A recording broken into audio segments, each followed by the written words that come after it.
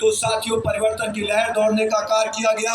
आज हमारे बीच में साथियों निश्चित रूप से कानून व्यवस्था को मजबूत करके सुदृढ़ करके साथियों आज कानून का राज बनाया गया है। पहले साथियों जिस हिसाब से आप लोगों के साथ बदसलूकी होने का कार्य होता था, आज भारतीय जनता पार्टी की सरकार में बहू बेटियां सुरक्षित हैं। साथियों हमारे बच्चे खुलेआम जा सकते हैं चौराहे पे, उनके साथ कोई बदतमीजी नहीं कर सकता।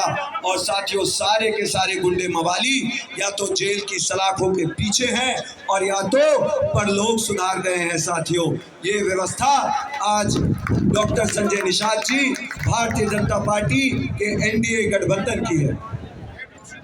साथियों मैं आपसे ये भी कहना चाहता हूँ, विपक्षी आपके बीच में आता है, वो कहेगा कौन सा पैसा अपनी जेबियस देते हैं, पैसा सरकार के भाई सरकार देत भाई। आप इनसे सवाल पूछने का कार्य करिए। 20 साल तक इन लोगों ने भी साथियों सत्ता में राज किया था। 20 साल तक साथियों इन लोग सत्ता में रह करके इन्होंने किसी को भी 20 साल तक सत्ता में रह करके इन्होंने साथियों किसी को भी इन्होंने लाभान्वित करने का कार्य नहीं किया। 20 साल तक ये लोग साथियों ना आपको इन्होंने आवास दिया, ना आपको योजनाएं दी, ना प्रधानमंत्री साथियों आयुष्मान कार्ड दिया और ना ही साथियों आप लोगों को किसान सम्मान निधि देने का कार्य किया गया।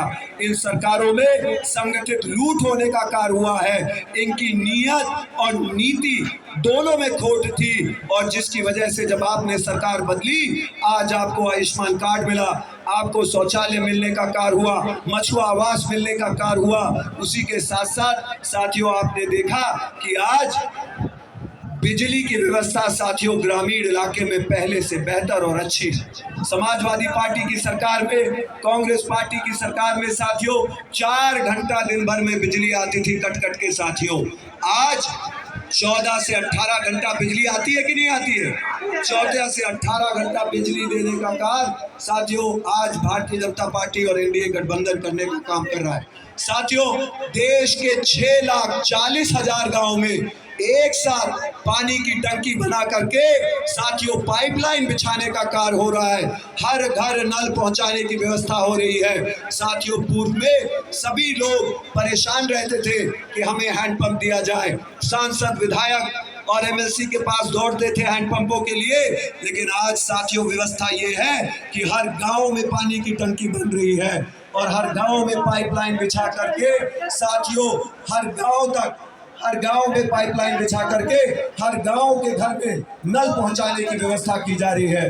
मैं आप सभी लोगों से निवेदन करना चाहता हूं साथियों फैसला आप लोगों के हाथ में है। आने वाली 25 मई को आप सभी लोग कमल की बटन दबा करके गरीबों के हाथों को मजबूत करिए, महिलाओं के हाथों को मजबूत करिए, युवाओं के हाथों को मजबूत करिए। और निश्चित रूप से साथियों जो कुछ भी कमी यहाँ रह चुकी है अब हम लोग यहाँ पे आ गए हैं। साथियों सारा समाज इकट्ठा होकर के भारतीय जनता पार्टी के कमल निशान पर एकजुट होकर के वोट करके हमारे बड़े भाई प्रवीण निषाद जी को जिताने का कार्य करेंगे।